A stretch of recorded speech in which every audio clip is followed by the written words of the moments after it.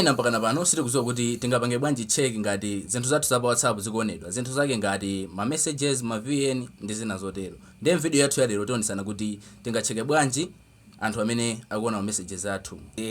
Tione kuti timatani. Choyamba tipanga click apa pali matoti atatu pa. Kenako tipita apa lemba kuti linked devices. Tipanga click.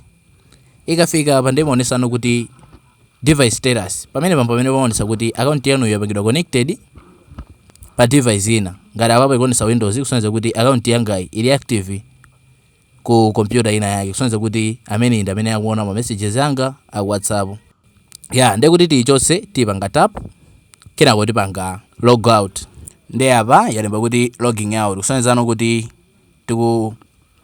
tikunchosa amene akuona ma messages athu kuti asiyeno kuona ma message athu, alose access ya ma messages athu, ma VN athu ndi zina zotero. Ndiye apa pakamaonesa mbeyo chonchi zimasonyeza kuti palibe amene akuona ma messages anu using njira iyi.